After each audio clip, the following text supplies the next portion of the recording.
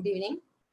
This is the 12th session of the Faculty Development Program for the University and College History Teachers, organized by History Wing, Directorate of Distance Education, Annamalai University, Tamil Nadu. We are happy to welcome Dr. Bichu, Assistant Professor of History, MSM College, Kayamkulam University of Kerala, who is going to act as the resource person for the present session. He has published more than 10 articles in various national and international journals, and apart from that, he has edited a book on the ruffled times in history. And then he had acted as the coordinator for the 5th International Kerala Congress and also coordinated a national level conference in association with the Kerala Council for Historical Research on the topic Culture as the Site of Struggle, Ideology, Hegemony and Discourse. Our professor has also acting as a resource person, UGC, HRD, University of Calicut at present. Now I invite Professor Biju to proceed with the session. Welcome, sir. Thank you, ma'am. Thank you, sir. Good afternoon, one and all. At the very outset, I would like to express my sincere thanks to Professor K. Shankari, the organizing secretary of this one-week effective history teaching and research paper publishing workshop. Then the joint organizing secretary of Dr. T. Ravindran, Associate Professor, Department of History, Annamalai University, for giving me an opportunity to share my thoughts on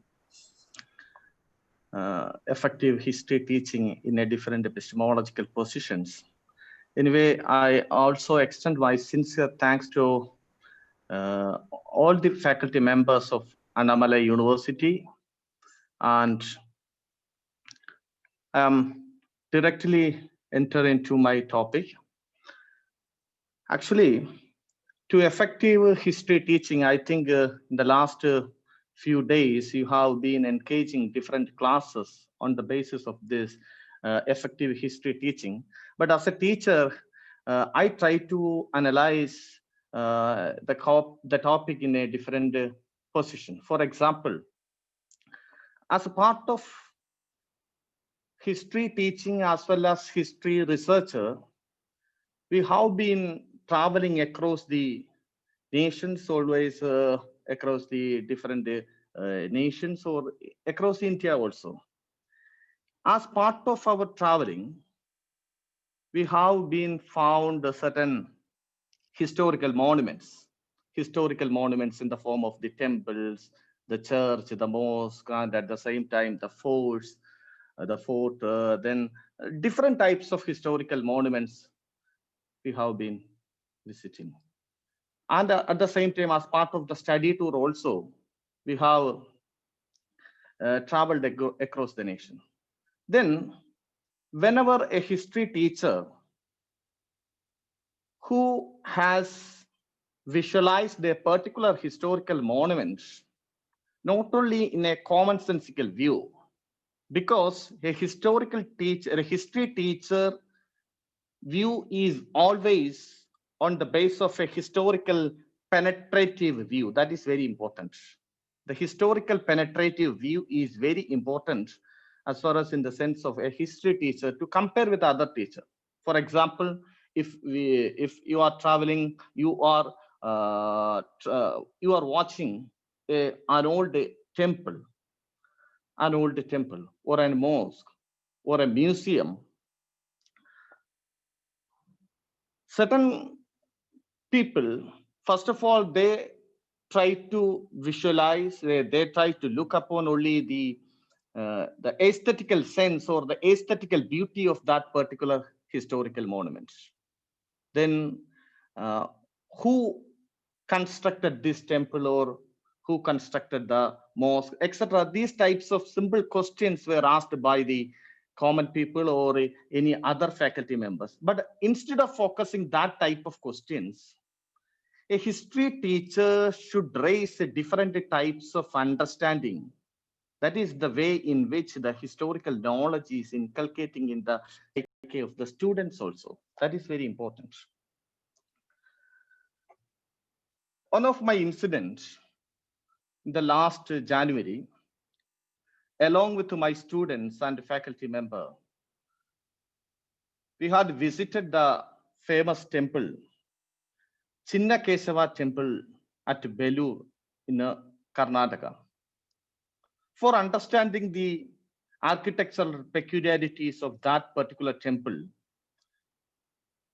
we had approached a guide, an age-old man, who come over our side, and we had fixed the rate for 1 hour to illustrating the history of this famous temple. So the age-old man, around 60 to 65 years of age, he had brilliantly spoke about the peculiarities, the architectural features, and who were the constructors of the temple. For example, the Hoysala kingdoms around 1230 or 13th century. And at the same time, all these events, they had clearly explained. But at the same time, whenever he tried to explain certain other aspects for the political or the cultural dimensions of that temple, he had knowingly or unknowingly certain ahistorical tendencies were also introduced. For example, on the basis of the peculiarity of this temple. One of the left side of the temple premise, a stone pillar is there. He had explained that this stone pillar was constructed on the basis of the Newton's theory. Actually, this was constructed in 13th century, but at the same time, he had explained that the Newton, we as a history student, we know that the Newton's theory came into which age, but he had eloquently spoke about the ahistorical tendencies. He had glorifying the ancient Indian tradition. The aeroplane was discovered by the Indians, etc. Numerous ahistorical tendencies he had explained. But at the same time, my students engaged and they adopted different debate towards these guides. It means that history always narrated by certain people on the basis of their traditional knowledge. As a history teacher, we never accepted that kind of notion. That created different types of problem in our society. In that particular perspective, in that particular point, as a history teacher, I try to visualize, I try to emphasize how a historical monument is visualizing by a historian or a history teacher on the basis of the theoretical framework. So today's my talk is based on the concept of the building blocks of power, colonial public buildings in South India. How we can try to analyze a different types of history on the basis of the construction of a different types of building constructed by the colonial rulers after the colonial establishment around the beginning of at the end of 19th and the beginning of the 20th century. If in South India or any other places in India, for example, in Calcutta, for in Delhi, or in other places, wherever colonialism represented, you can find that a number of public buildings purely on the basis of the European tradition, the European architectural traditions. For example, in Madras, you can find a number of colonial buildings. For example, the Senate Hall, the corporation buildings, the railway stations at E Road, the railway station at Chennai Central Railway Station, numerous buildings constructed by the colonial rulers during their era. So as a history teacher, I try to analyze, I try to understand why did they constructed that type of buildings? Instead of focusing the question, instead of raising the question on the basis of when did it establish or how it emerged, instead of that type of arguments or instead of that type of questions, as a history teacher, whenever a history teacher raised a question why it was established, so the question why should be incorporated only on the basis of a certain theoretical perspectives. So when a person or a researcher or a history teacher analyze the emergence of the colonial penetration or the construction of the colonialism, the colonial buildings, why it is purely on the basis of the theory. So as a teacher, you understand what is colonialism, when it came to establish, what was the ideological underpinning behind the construction of these buildings. So numerous, any relation between the power and the building, any relation between the power and these buildings, numerous questions you have to ask himself. So through this lecture, I try to understand, I try to emphasize what was the ideological underpinnings behind the construction of the numerous public buildings constructed by the colonial rulers at the later half of the 19th and the beginning of 20th century in across the South Indian regions. Okay, colonialism and its discourse has been problematizing or theorizing by a large number of historians, social scientists, economists, then political scientists, etc., etc. Only since the days of Karl Marx, because Marx and Frederick Engels were the first to see the character and impact of the colonialism in the colonized society when dealing with Ireland under British domination. Marx gave much more importance to the economic and the political dimension of the colonialism. But at the same time, he also gave an attempt to visualize colonialism and its cultural domination.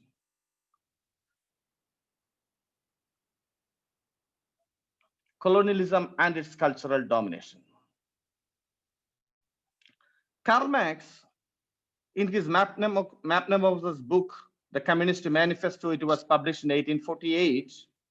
In this book, he had clearly emphasized that for about 2 centuries, Western culture termed as high culture, this later may be called mass culture, or better mass culture. Mass culture break down the wall, integrating the mass into a debased form of a high culture. Mass culture is a revolutionary form. To break down the barriers of old cultural barriers, dissolving all cultural distinction. But at the same time, in the Communist Manifesto, he again observed that the bourgeois, by the rapid improvement of all instruments of production, compels all nations on pain of extension to adopt the bourgeois mode of production. It creates a veiled after its own image. It means that Karl Marx also emphasized the cultural elements of colonialism instead of the political as well as the economic dimensions of the idea of colonialism, because colonialism as a byproduct of the cultural hegemony or the cultural domination also. But what was happened? Most of the Marxist and the non-Marxist academicians mainly focused the political and economic dimensions of colonialism. But around the 1960s and 1970s, historians were concentrated on the political dimensions of colonialism. They never visualized the cultural elements of colonialism. But a path-breaking studies were emerged on the idea of the notion of the colonialism and its cultural ideologies. For example, in 1960s, after the publication of, after the release of Antonio Gramsci's The Prison Notebooks, a new concept, the cultural hegemony, or the theory of cultural hegemony, came to existence. And on the basis of the Gramscian theoretical perspectives, numerous historical books were illustrated on the part of the colonial conquest and its cultural ideology. So Edward Said, remarkable books on culture and imperialism, but at the same time, in his outstanding books on Orientalism, it was published in 1978, only on the basis of the notion emerged on the basis of the Gramscian theoretical perspectives. So colonialism and its cultural engagements were part of the historical investigation only after the 1960s and 1970s. Then Bernardus Cohen, one of his magnum opus book, Colonialism and its Forms of Knowledge, he has rightly visualized that colonialism was made possible and then sustained and strengthened as much by cultural technologies. These cultural technologies you could saw with the introduction of English education, police, judicial systems, construction of buildings, etc., etc., etc. So in this manner, colonialism itself a cultural control also. So if you look at the building constructed by the colonial rulers at the later part of the 19th century or the end of the 19th century, you can try to you can analyze that it was definitely constructed by the British. It was deliberately constructed, not accidentally happened, because it had a concept of power also. So as a history teacher, if you look at the construction of the public building only on the basis of only on the notion of the power and culture, or power and the colonialism. So I try to explain the concept of power. In the pre-modern periods, in Europe as elsewhere, power was made visible through theatrical displays in the form of processions, progresses, royal entries, coronations, funerals, and other rituals that guaranteed the well-being and continued power of the rulers over the ruled. So that was the concept existed until the 18th century. But what was happened? The power was changed after the modern age, especially after the 18th century. It was not only based on the concept of the theoretical processions. The power was visible on the basis of the gradual extension of officializing procedures. The officializing procedures, in the sense, they took control by defining and classifying spaces. Defining and classifying spaces, then at the same time marking separation between the private and the public spheres by recording transactions such as sale of property, by counting and classifying their populations, etc. So the power was purely officialized by the modern rulers to compare with the earlier and medieval era. So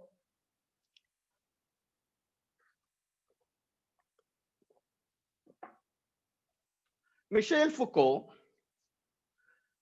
the French theoretician, has been tremendously influential in shaping understanding of power. In his famous book, The Discipline and Punish, then Madness and Civilization, he has clearly emphasized the different types of notion about the concept of the power. He arguably viewed that power as an instrument of coercion, and that the power is everywhere. Power is everywhere and comes from everywhere. In this sense, it's neither an agency nor a structure. Instead, it is a kind of metaphor or regime of truth that pervades society and which is a constant flux and negotiation. Foucault uses the term power and knowledge to signify that power is constituted through accepted forms of knowledge, scientific understanding, and truth. Actually, most of the theoreticians from Karl Marx, then Gramsci, then Foucault, each and every theoretician, they would try to analyze the concept of the idea of power. For example, Karl Marx, in his famous concept of ideology, he has rightly explained the concept of power, but the Marxian theoretical perspective, the notion of power is determined by the power in undirectional way, the uncontrolled way, power from everywhere, uncontrolled way. But Gramsci explained the concept of power on the basis of his cultural hegemony. He emphasized the term only on the basis of knowledge and power, on the basis of the knowledge and power. But at the same time, Foucault elaborated the concept or the notion of power only on the basis of the micro level power he has been elaborated. So when you look at the picture of when you look at the building of a colonial public building or their private building, they can easily understand that it was a different types of notion of power. I will explain that how it will become the part of a power structure. The colonial public buildings in South India is the natural product of European history, and its notion was not domesticated until the 19th century. Through the construction of colonial building, new type of architectural tradition came to flourish across the colonial regions. These buildings in those regions visually consolidated the relation between the dominant culture and the subordinate culture. These buildings clearly explain the concept of the dominant culture and the subordinate culture. For example, meanwhile, the construction and the establishment of the colonial buildings was believed not only to enhance the civilization of the public, but also to construct their national and cultural identities also. For example, the prominent historian Benedict Anderson, in his famous book, Imagine the Political Communities, Reflections on the Origin and the Spread of Nationalism. In this book, Benedict Anderson has observed that census, maps, museums, buildings, etc. had changed their original forms and functioned as major institutions of power, which built a group's collective national identity as an imagined community. For example, in the third stage of colonialism, as we all know, the colonialism has passed three different stages. The first stage from 1757 to 1813, then the second stage from 1813 to 1816, then third stage from 1860 to in India in 1947 until India got freedom. So in the third stage, the British raised the slogan, "The sun never sets in the British Empire." The sun never sets in the British Empire only on the basis of the representation of the colonial public buildings across the globe. If you visit Calcutta, you can find a similar construction of colonial buildings in Madras. Or if you visit in Delhi, or if you visit in New Zealand, or if you visited in Africa, or if you visited in Australia, you can find the same type of colonial public buildings. So they raised the slogan, "The sun never sets in the British Empire," only on the basis of these types of identities. That was also a different types of identity, the identity of the colonial institution, the identity of a colonial power structure. They had a clear idea about the colonialism will disappear, but the presence of colonialism will sustain these types of public buildings. So they had constructed the buildings on the basis of this, on the basis of their power construction, on the basis of their notion about the representatives of colonialism. So the argument given by the famous political psychoanalyst Ashish Nandi in his well-known books, The Intimate Enemy, in The Intimate Enemy, he has clearly explained that that particular concept also. So the colonial public buildings making the invisible power structure in a visible manner. And through careful manipulating, they could be used to distinguish we from others, the high and the low, the primary and the secondary, and so forth. So whenever the British came to India, numerous different types of architectural tradition came to establish. During the time of the Mauryan period, different types of the Mauryan architectural tradition existed. And at the same time, Indian architecture mainly classified into Nagara, Vesara, and the Dravidian styles. Instead of focusing, and at the same time, the Mughal Empire or the Sultanate came to power, they also adopted certain different types of architectural tradition in India. Instead of corroborating or instead of promoting that type of architectural tradition, they were always promoting the European, the Renaissance, the Gothic styles of architecture that was deliberately planted by the colonial rulers. Today, we are now using the term colonial or colonialism. The relation of the colonial and the colonized still exists in the form of a cultural colonialism. Because during the first decades of the rule in India, from the Battle of Plassey in 1757, then the Battle of Bexar in 1764, the British gave little thought about the architecture and their architectural tradition and the construction of the buildings. Because for the most part, they were engaged in extending and consolidating the hold over the subcontinent. And at the same time, they were applied only the concept of the mercantilist system of economy.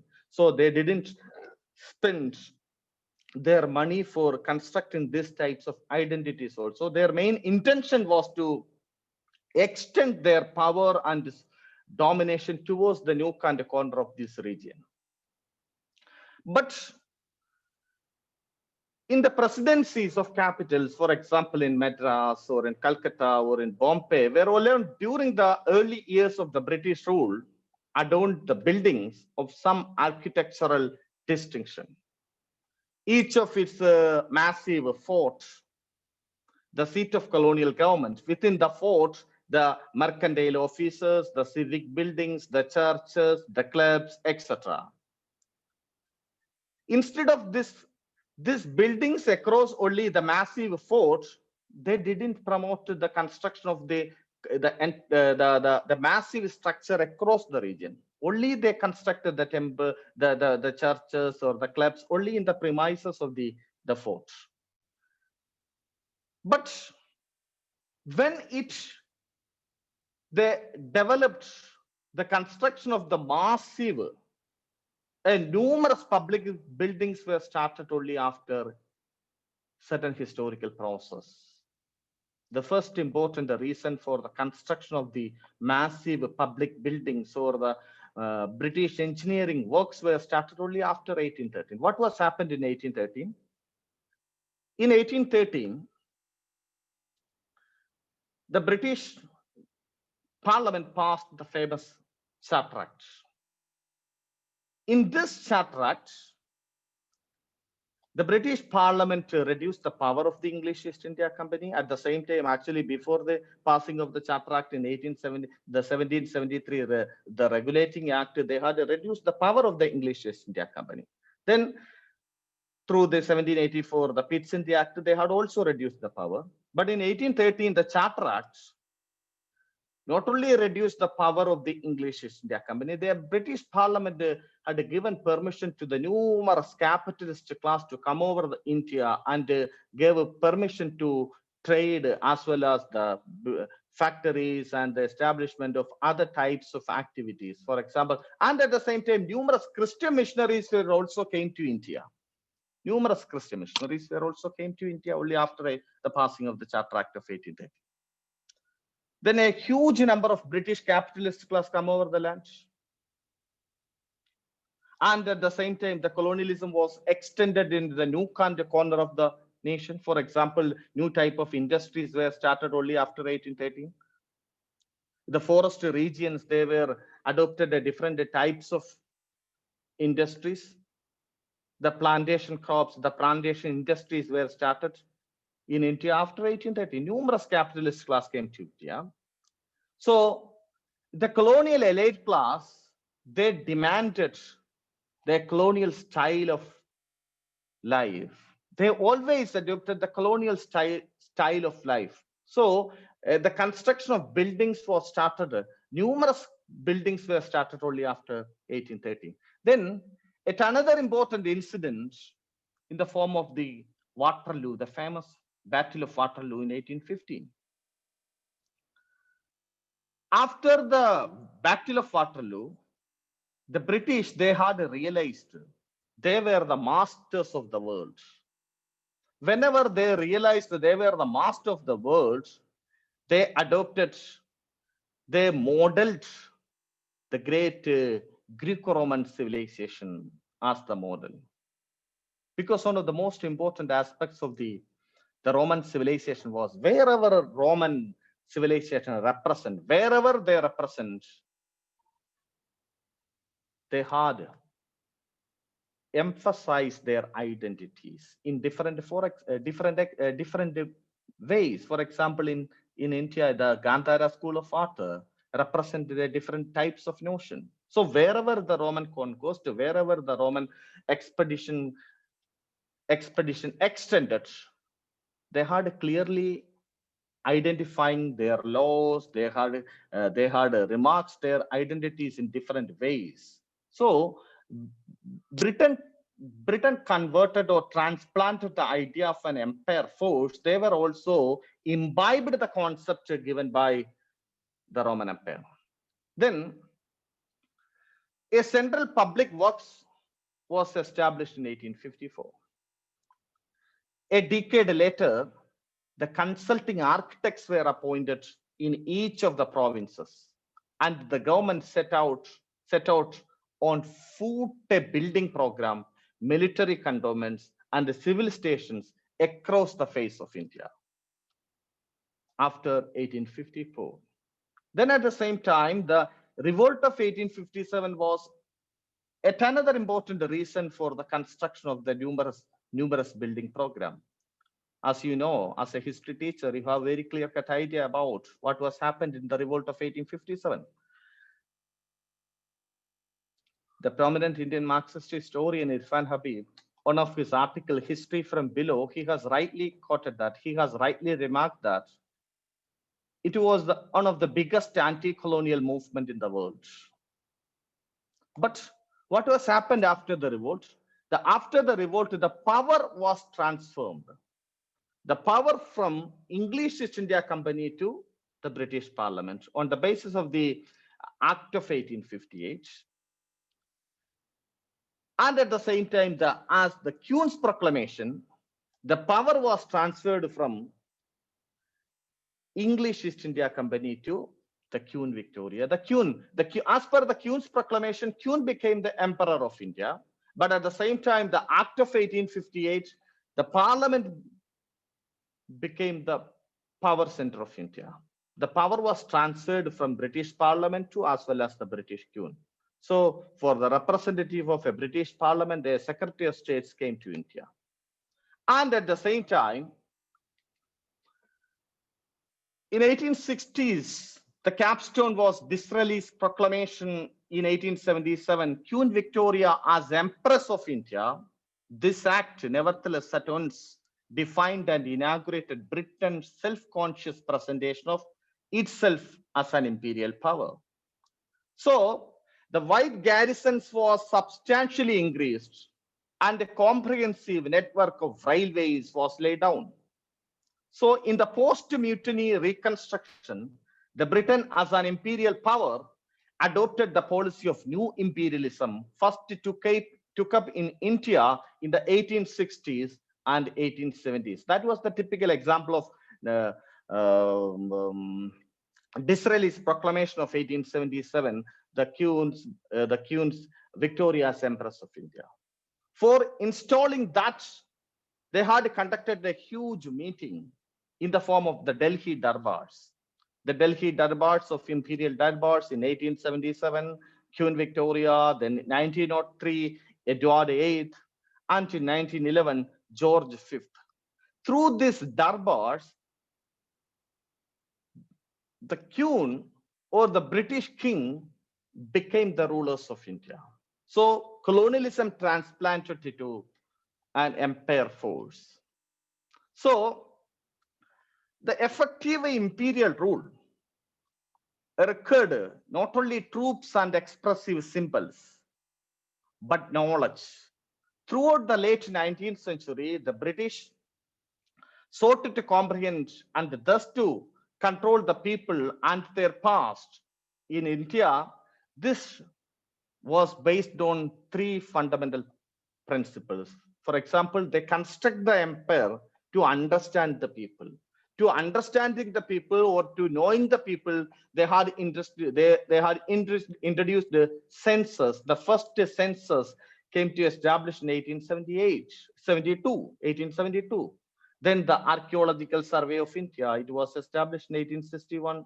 The production of each province of detailed gazetters and ethnographic surveys. On the basis of the Archaeological Survey of India, the production of gazetters and ethnographical surveys, the British, knowing the people, knowing the land, to understand the people. And at the same time, in the imagined political communities, Benedict Anderson has clearly observed that the identity of India, the nation, the idea of nation has emerged only on the basis of three concepts. For example, the census, then the museums, then at the same time the maps. For example, in Indian context, through the census, the various peoples were counted. The uncounted Dalits, the uncounted women, the uncounted tribal people, etc., were counted. Whenever the Britishers, they were counted the each and every people of India, they were knowingly or unknowingly, they were the part of the nation. They were the part of nation. Then at the same time, Anderson clearly emphasized that whenever they realized that they were belongs to a particular idea, they were belongs to this nation, they imagine, their imagination was possible with the help of these maps.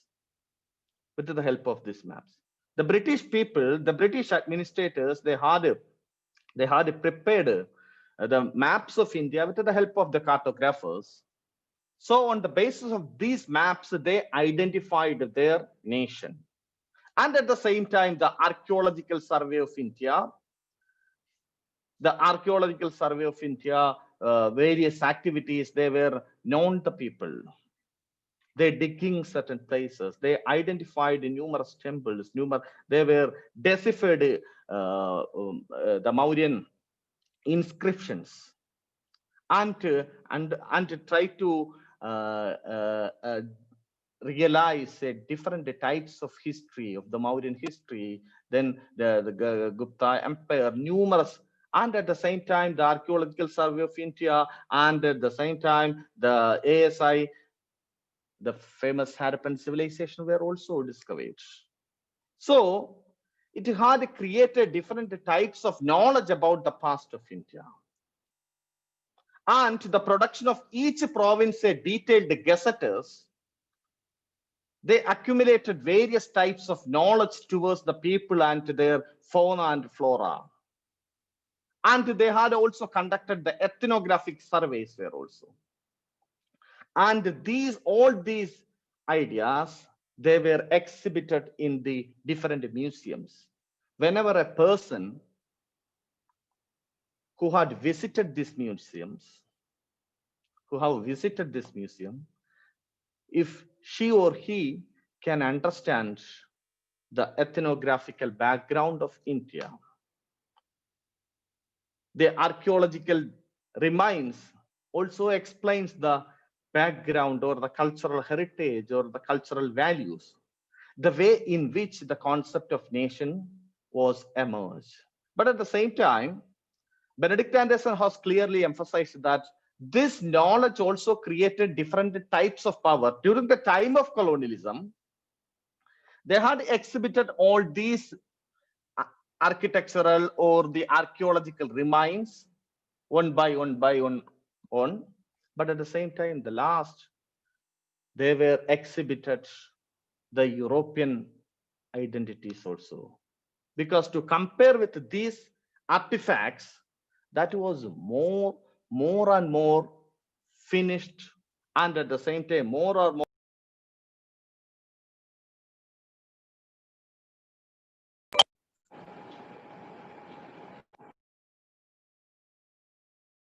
more and more finished, and at the same time, this created a different types of cultural identity, high culture and low culture. High and low, the primary and the secondary. These types of cultural notions were represented when you visited a museum. That is the way in which they ruled the land. So, in this process, the range and the character of India's architectural heritage, as the part of this ASI, as the part of this ethnographical studies, as the part of this gazette, the way in which the British, they understand the cultural heritage or the architectural heritage of India. For example, James Ferguson, his very important book on the architecture of India, from history of Indian and Eastern architecture. It was published in 1876.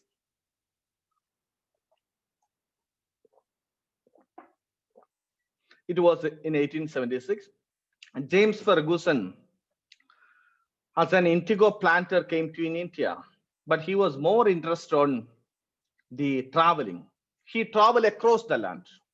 As part of this travel, he had noticed the numerous temples, numerous architectural tradition, and finally he completed in a volume History of Indian and Eastern Architecture.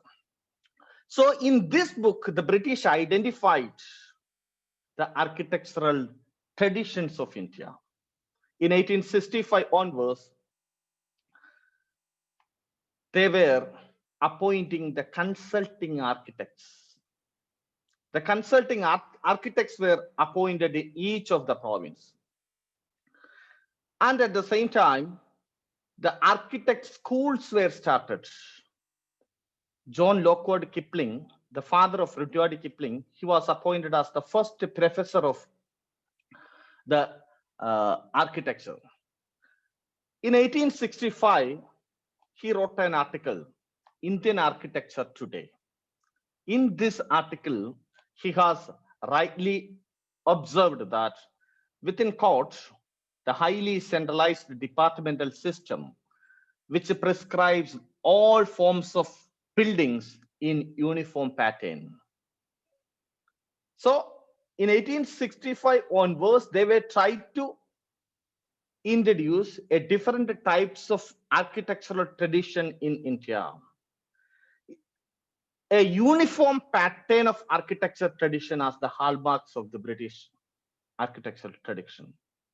For example, in 1873, at another important consulting architect, T. Roger Smith, who had addressing a public meeting within court, he argued that as our administration exhibits the European justice, order, law, energy, and honor, and to that no hesitating or feeble way, so our buildings ought to hold up a high standard of art. They ought to be European, both as a rallying point for ourselves and as raising a distinctive symbol of our presence to be held with respect and even with admiration by the natives of the country. It means that they had constructed these buildings purely on the basis of the power and knowledge, purely on the basis of the high and low, and at the same time the primary and the secondary. It is a deliberate plan. Then, in the case of the Madras, in Madras after the revolt of 1857, Robert Chisholm was appointed the consulting architect from 1865 to 1881 and the head of Madras School of Art in 1870. So he had started the massive building traditions, numerous public buildings. I think most of the participants in and around Madras, you can really understand such a wonderful buildings constructed by the British during the 1870s. For example, the P.O.R. and Sons Company buildings, 1878. Then Spencer's and Company, Madras Victoria Public Hall, 1883-1817. Nilgiri's Library, and Lawrence Asylum, Presidency College, 1865-70. Then whenever they constructed these types of numerous public buildings, certain indigenous styles were also incorporated. But in the initial stages, whenever they incorporated the indigenous styles, only in the interior portions, not in an external way. In an external places, the uniform way of representation is the identity of colonialism. So, for example, the revenue buildings, the Madras Post, anti-telegraph, etc. But one of the interesting episodes in the history of the construction of the buildings, after the 1857, as a history teacher, we have clear idea about that. After the 1857, the British introduced the policy of the divide and rule policy, because they realized that the Muslims, they were the conspirators behind the revolt of 1857. So they deliberately applied the notion of the divide and rule policy. Whenever they applied the notion of the divide and rule policy, it was also reflected in the construction of the buildings. For example, in a Hindu princely state region, they had constructed the building certain identities of the Hindu tradition. For example, if you visit in Trivandrum, you can find that a beautiful museum in the form of the Napier Museum. It was constructed during this time. They constructed the Napier Museum on the basis of the Hindu traditional architectural peculiarities. But at the same time, in Benares, on the other region, Chisholm has a chief architect. He was invited by certain Muslim ruler. And he constructed the museum purely on the basis of the Indo-Saracenic type of architecture. Certain domes and other symbols of the Islamic tradition were also incorporated. So it means that the British, they were applied the notion of the knowledge and power to construct the buildings also. So as a history teacher, if you visit these types of buildings, you should explain that type of traditions. That is the way in which we have introduced the different types of history knowledge in the psyche of the students. That is very essential. Instead of approaching a guide, he had adequate acquaintance about these types of ideological underpinnings behind the construction of these types of buildings. So as a teacher, you should understand that these types of ideological underpinnings behind the construction of these buildings. For example, whenever they constructed the prisons or asylums or lunatic asylums, only on the basis of the Panopticon. The Panopticon, that was a concept developed by the English intellectual or the English theoretician, Jeremy Bentham. The Panopticon, it means that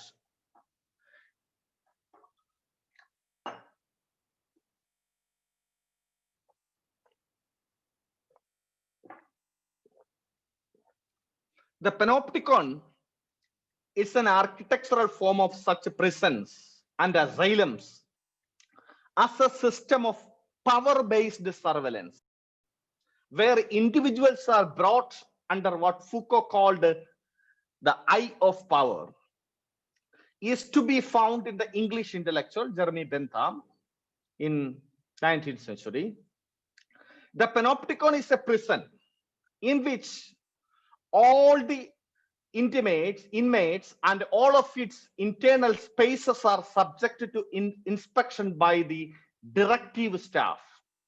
Panopticon is a circular structure whose floors are divided into cells arranged around the circumference, which isolates the inmates, and at the center of the structure is an inspection tower, which each of the cells on each of the floors can be observed by the officer. But the inmates, or he or she, couldn't saw the officer in the watchtower. The principle is that the light comes in through the windows or sits on the circumference of the structure, such that each of the cells is backlit, enabling the observed in the tower to see without his being seen. The prisoner doesn't know whether he or she is observed. As a consequence, conduct can be governed 24 hours a day. The way in which the power was utilized by the British to construct these types of buildings. Nowadays, Foucault used that the power is different form. For example, in the schools, with the help of the modern cameras, you are 24 hours watching. You are under surveillance. These types of notions, actually Foucault emphasized that type of notion only on the basis of the micro power relations, power in a micro level, the way in which. Then, where the British occupation of India to terminate tomorrow, these visible tokens of it would survive in our canals and our railways and our ports and our public buildings, or at least the remains of them centuries to there. That was their ideology. They had a clear notion where the British occupation of India to be terminated tomorrow. But these tokens, these buildings, they were clearly give a different types of identities. For example, an European who came to visit in India. So, for example, if he came to landed in Madras, on the base of these types of buildings, they can easily understand that it was the part of the colonial domination. That was the way in which the invisible presence of colonialism is also visible. The invisible presence of colonialism. The colonial buildings making the invisible power structure in a visible manner. And through careful manipulating, they could be used to distinguish we from others, the high and the low, the primary and the secondary, and so forth. But the British builders in the empire sought as well to take into account what they say as the special demands that the climate within the colonial life imposed. For example, numerous private buildings were also constructed in the form of the bungalows. The bungalow is also visually, it was also the same pattern adopted by the colonial rulers. But the interior portion, it is entirely different. If you visit a bungalow in Madras provinces or in other places, you can find that the interior portion is entirely different. That was based on the traditional principles. But the outer or the external portion, that is entirely, that was uniformity. The colonial tradition of the identities were always exhibited through these constructions. Then, as a result, all agreed that successful colonial buildings involved the incorporation or adaptation of some elements of indigenous design in the construction of their private buildings. For their private residencies, the colonial British adopted the single-stored bungalow, which pitched roof and expensive verandas set in a spacious compound with the servants' quarters also. This arrangement of space substantiability altered the nature of the indigenous bungalow, but it at once secured the ventilation the English required in a hot climate and marked out their separateness as a colonial elite. They always emphasized the idea of the colonial elite. They never mingle with the Indian people. They always stand as a colonial elite people through these types of colonial buildings. But at the same time, another important aspects of these colonial buildings, wherever colonialism represented that types of identities, you can find that, for example, Middle East or Egypt or in the Ottoman Eastern Empire or the Mediterranean, particularly in Turkey, Palestine, etc., everywhere, you can find these types of buildings. But in those regions, for example, in Mediterranean or the Palestine or the Turkey or in that places, there was no direct colonial rule. They were settled only for their trade purposes. So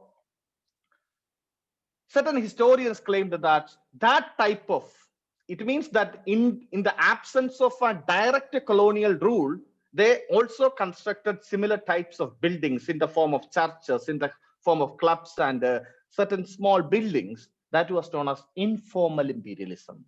The term used by John Gallagher and Ronald Robinson in their essay, The Imperialism of the Free Trade.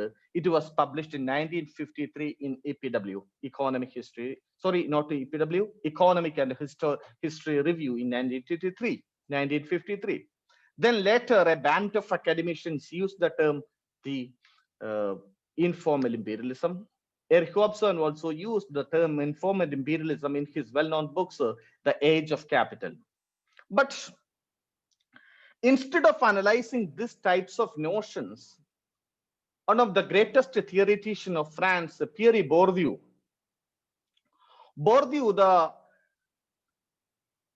a cognitive sociologist, analyzed these all forms of cultural terms, colonial modern buildings.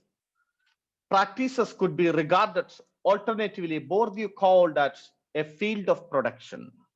A field of production, it means that a dynamic game like a space of relations in which multiple distinct agencies, it means that more players took a position and invested their respective competence and resources. In the particular building field of British India, the players included British engineers, architects, the bureaucrats, and as far as greater numbers of native assistants, engineers, craftsmen, construction laborers who did the actual design, documentation, and building, not to mention the clients, own and occupants, European or native, of the building produced. It was this multiplicity of players who collaborated with the necessary conviction and a certain feel of the game to reproduce the characteristic of built environment, there are different types of built environment. As a spatial metaphor, the notion of the field can help us appreciate the theoretical production and all other fields of production. At the same time, however, the fact that the buildings are not just an artifact to prepare the space of relation in the metaphorical sense that Bourdieu describes, but a material. The building is also a material, that is a concrete material, embodiment of spatial structure, as well as also distinguish architecture from other forms of disciplinary knowledge and practice. Bourdieu clearly emphasized all types of cultural identities hegemonized by the colonial rulers. Then, actually, whenever we applied the concept of the Gramscian theoretical perspectives, the cultural hegemony put forward a Gramsci, the Italian political theorist, elaborated the Marxist thought on the concept of hegemony. proposing that the dominant groups maintain power and protect over common people, common class interests, namely wealth and ownership, through the use of these cultural institutions. So, if you look at the colonial buildings in the form of a church or in the form of a public building or a private building, you can analyze all these in a different epistemological positions. The building itself created different types of knowledge in the mindset of the teacher. The teacher can easily explain the ideological underpinnings behind the construction of these buildings. Thank you very much.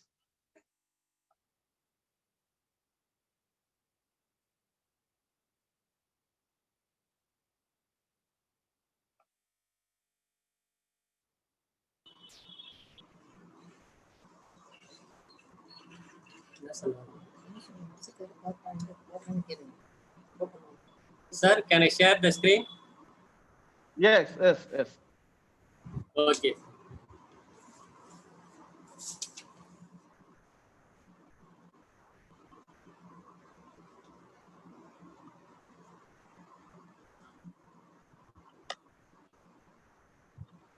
Can you see this, sir? If you have any. Sir, can you see the screen?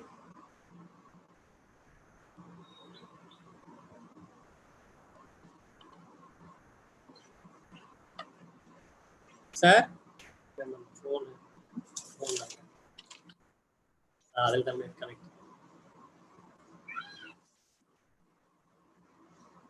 Yeah. Okay, sir. Okay. I think these are some of the photographs of the colonial public buildings. Okay, just you can show certain photographs. Numerous photographs are in this PPT. Okay. Just scroll.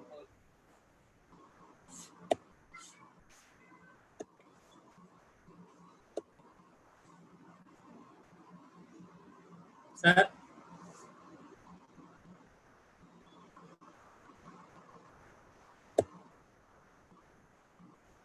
Sir, can you see this, sir?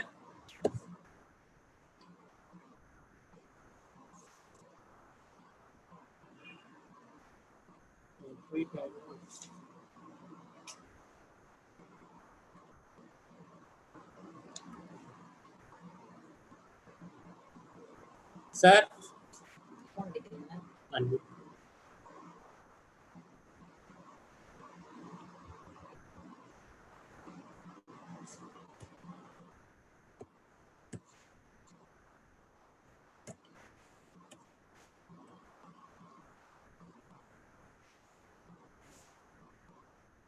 Which is, sir?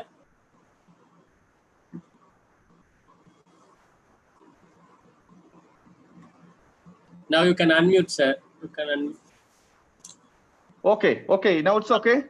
Yes, sir. Now we got. Can I change the slide, sir? Yeah, Nilgiri's library. Then. Wait. Can you move another slide? Yes, sir. Okay, Pure Sons Company. That is also one of the most important building. Yeah, Spencer's and Company, Madras. Then, yeah, Post and Telegraph Office, Madras. All these buildings purely on the basis of the European tradition, especially the Renaissance Gothic style. You can find that. Okay, next. Yeah, Senate House. In Senate House, you can also find certain traditional elements. That is also Lawrence Asylum, Madras. That was purely based on the concept of the Panopticon. Yeah, just on Lawrence Asylum. Okay. Yeah, that is also Lawrence Asylum of Madras. So that is also the typical example of the Panopticon, the concept I had already explained detail. The Lawrence Asylum of Madras. Then the Victorian Public Hall, Madras. Vijay. Then next, the Corporation Office, Madras. That is the very visible identity of the Victorian Gothic style of architecture. Then next. Actually, this one was it one is at Trivandrum, the University College, and another is Presidency College, Madras. These two institutions actually lots of resemblance. The colonial building tradition. Next, this is a public building in Trivandrum, the Postal and Telecommunication Office. Then next. Yeah, this also certain buildings in Trivandrum. Next. Yeah, this also I had explained the Napier Museum. The Napier Museum is he clearly incorporated the colonial as well as the traditional or the indigenous styles also.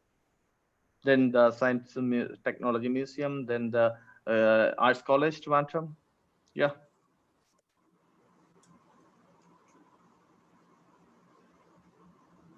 Yeah, Model School and the Golf Club.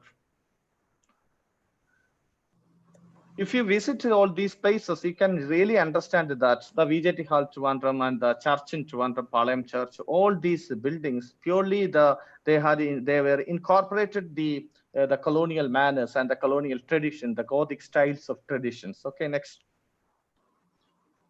Yeah, this is also one of the building in Trivandrum. Yeah, numerous palaces. Yeah. Okay, it's enough. It's enough. If you have any doubt, you can ask me. Thank you. Oh, thanks, sir. Okay. So based on the chat, dear participants, you can post your questions through the chat box. Okay, thank you. I will check. Okay, so you can check the chat box and. Great.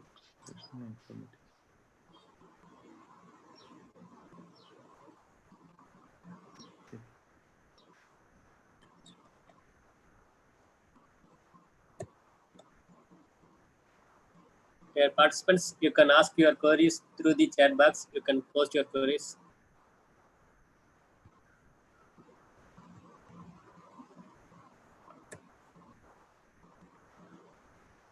I think they didn't post any question. Questions, sir. Everyone. Yes, sir. Everyone. Only certain comments. Yes, comments. Sir, one question, sir. Yeah. Sir, please again clarify the Vesara type of architecture. Vesara types of architecture. Oh, that's a very traditional architecture of India. It was the traditional architecture styles of India. The Vesara, it means the central Indian type of architecture tradition. I am not detailed analyze that concept of the Vesara type of architecture. I try to concentrate only the colonial type of architectural tradition. Okay.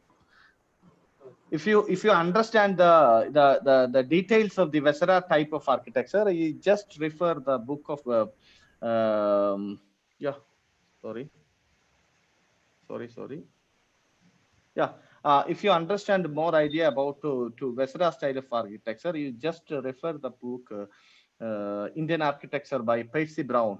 He had a very detailed explanation. He has very clearly emphasized the concept of the different types of architecture. I am concentrating only in the colonial British public buildings and their private buildings.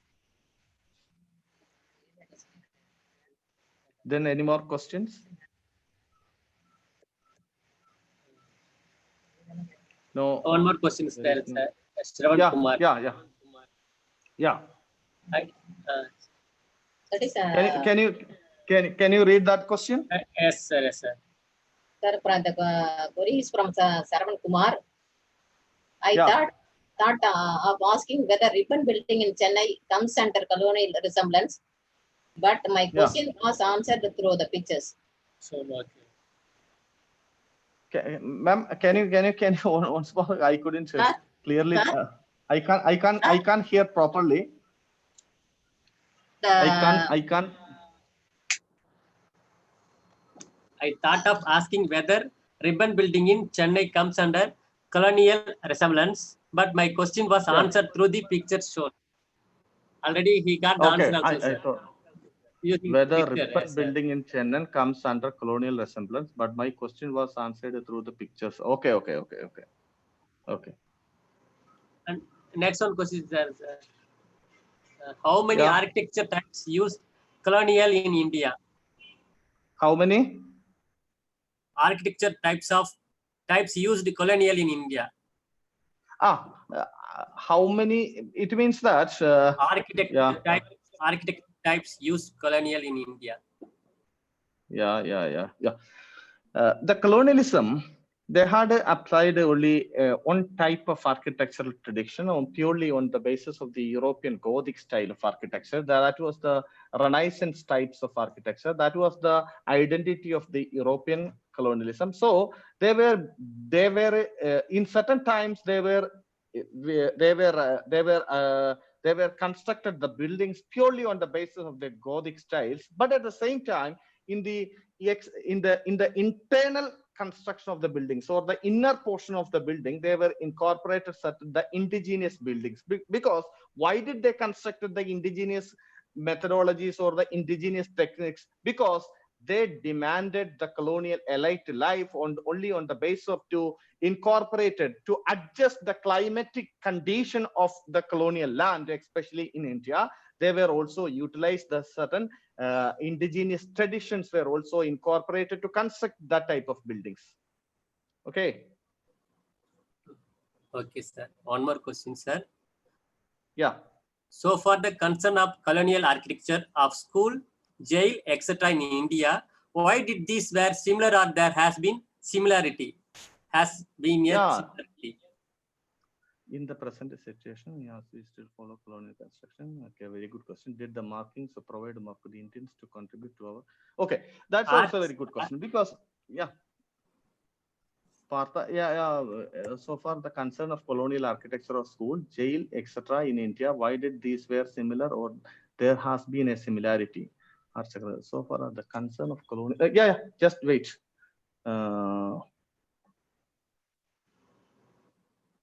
So far the concern of colonial architecture, school, jail, etc. in India, why did these were similar? Yeah, exactly. Yeah, the similarity, that was the strength, that was their identity. The similarity means that the uniformity of building represented a different types of cultural tradition. Different types of cultural tradition. The different types of cultural tradition means the uniformity pattern of building reflects they were high, they were alien, they were different from the Indian tradition. The uniformity building tradition clearly visualized that we from others,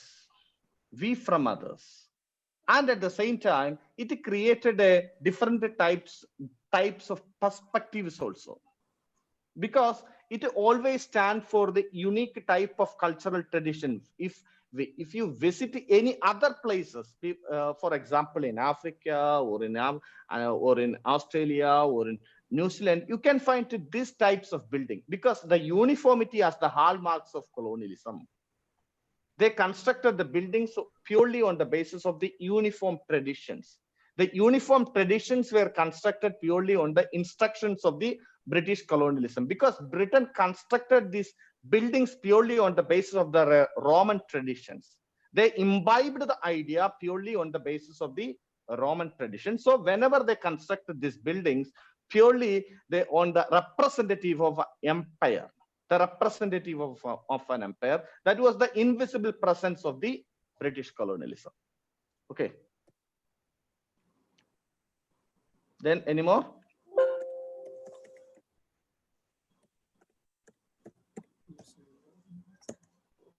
That's it.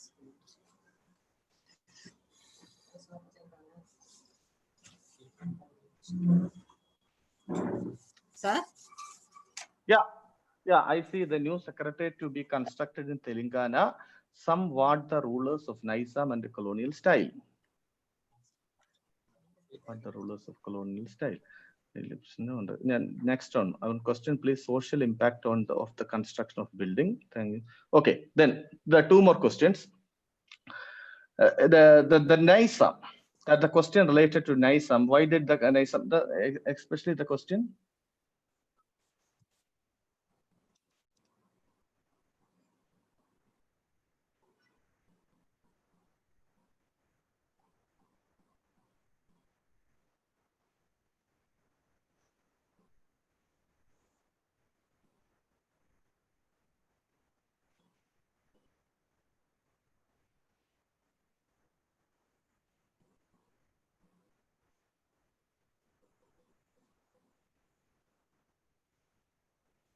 Sir?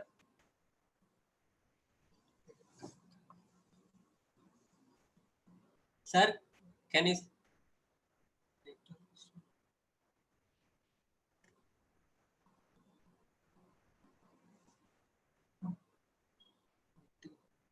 Sir, your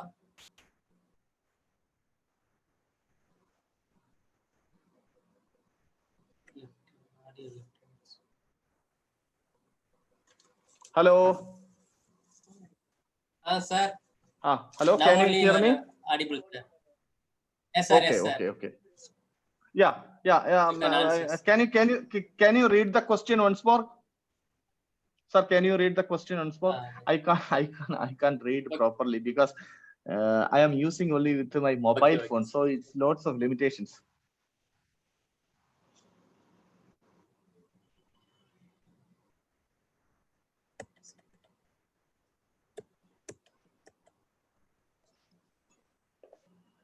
I see the new secretariat to be constructed in Telangana, somewhat the rulers of Nizam and colonial style. Okay. Nizam and the colonial states. Nizam, yes, sir. Yes, sir. Okay.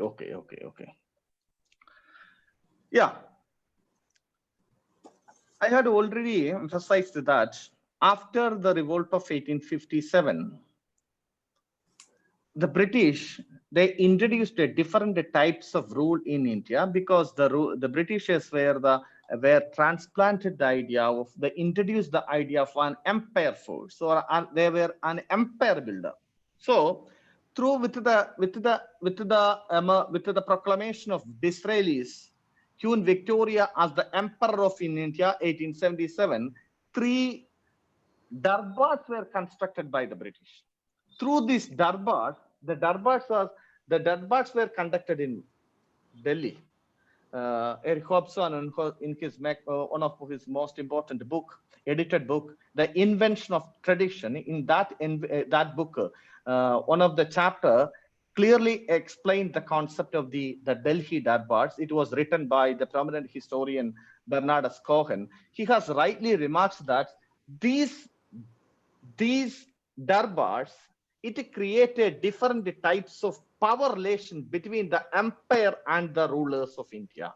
It means the princely states. The princely states means each and every princely states were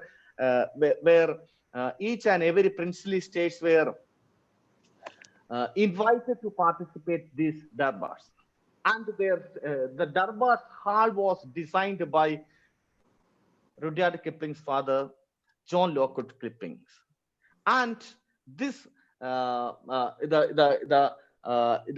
seating arrangements and all these were based on the power structure. The upper portion, the British queens sit, and at the same time in the lower regions, the Indian rulers were sitting on the basis of their power. Actually, this was an ideology. The rulers, they were quite naturally accepted the British monopoly or the British queen as the emperor of India. That was the way in which they had constructed the concept of the Delhi darbars. So after the Delhi darbars, after the proclamation of the Queen Victoria became the emperor of India, a different types of power relations came to in India. They were not annexed any of the princely states, provinces, but at the same time, a different types of power relations. So the British governors, they were adopted, they were intervened very economic, socio-cultural life of the people, the day-to-day life of the people. For example, in the case of Travancore, the ruler became a puppet, and each and everything was controlled by the colonial machines. In the case of the case of Nizam also. So whenever they constructed the buildings, it was planned and prepared by the British architects or the consulting architects. So they constructed the buildings purely on the basis of the approval of the British colonial officers. Okay. Any more question? Wait, sir. Any social In life social life, we we learn from colonial architecture. Any social life? Yeah, the colonial architecture did give a different types of way of life, because who were the spectators of this architecture, or who were the spectators of these museums they constructed by the British? Most of the people, they had no rights to travel across the cities. They had no rights to across the travel of the cities. So who were the spectators of the architecture? Because it means that the elite categories of Indian societies are the spectators of these public buildings, or the mosque, or the church, or the clubs, or etc. For example, whenever they constructed the clubs,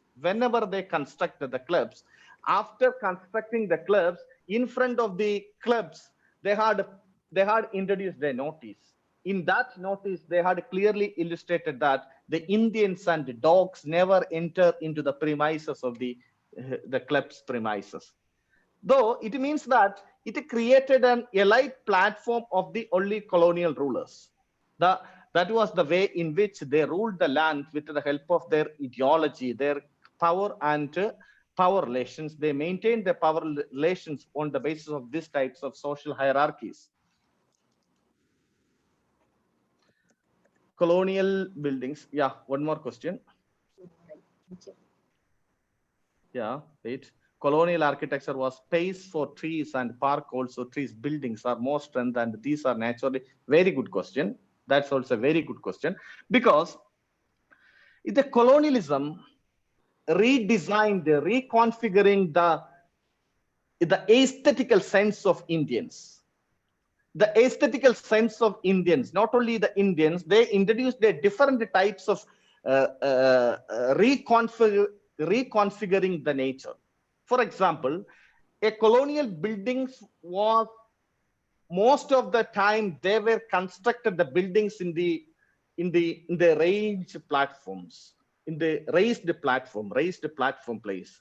So it visually created a different types of power relations. And at the same time, you are entering into this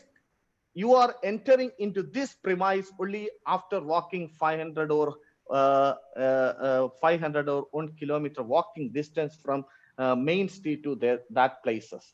So it created, then after you are entering into the inside of the building, after a different types of checking by the officers, it created different types of power relations. So they redefined the concept of aesthetical sense. They redefined the Indian environmental sector. For example, whenever the British, they came to India, and at the same time the forest, most of the forest were they removed, they deforestation, and at the same time in the forest regions they introduced a different types of tea plantations. It created a different types of aesthetical beauty or the aesthetical sense. So on the sense, they plundering the natural resources on the one side, and at the same time it created a different types of aesthetical sense also. Whenever they constructed these buildings, they were also applied that type of aesthetical sense, that to construct a tree, to build a tree or something else. That type of notions were introduced by the British. But at the same time, the construction or the gardening, it was existed in India during the time of the Mughals or the Mughal period. The Mughals, they were the planters of a new number of gardens. They were constructed by the Mughals. But at the same time, they were also plant beautiful gardens in front of the certain colonial buildings also. The garden tradition were started, it was started by the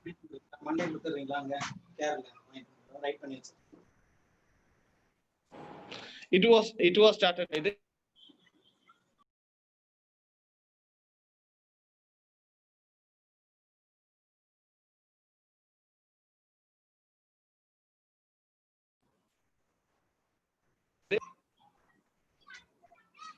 exactly. The building tradition of the raised platform was itself a signia of master-servant relation. That is exactly, that was the relation of the master-servant relation.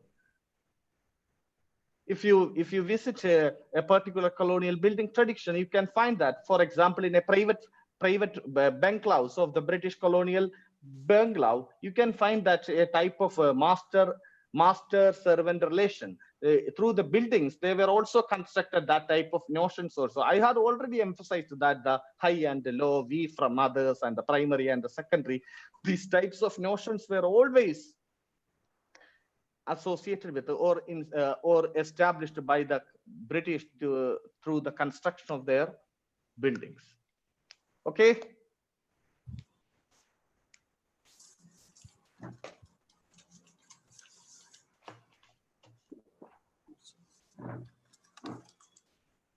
Sir? Yeah. Sir, we have to wind up the session now. Okay. Sir, that is, this is last time, that is, we are in the penultimate part of the session. We have to thank you, sir. Sir, Biju, Dr. Biju, Professor Biju, Assistant Professor of History, MSM College, Kanyakulam University of Kerala, has dealt in detail how to transact, how to impact historical knowledge to our students through structures and images with reference to colonial period. Already, sir, we are saying that there is no record, there is no history. But through your presentation, we have to understand that there is no structure, there is no contented history. Sir, the Ravi Varma's paintings in your backdrop has also been supplementing the theme. Presentation. Thank you for your nice and neat presentation, and also for your timely succor. And also I thank the participants for effectual participation. Thank you, sir. Thank you, ma'am. Thank you. Especially thankful to your timely help. Okay, thank you. Thank you, sir. Okay.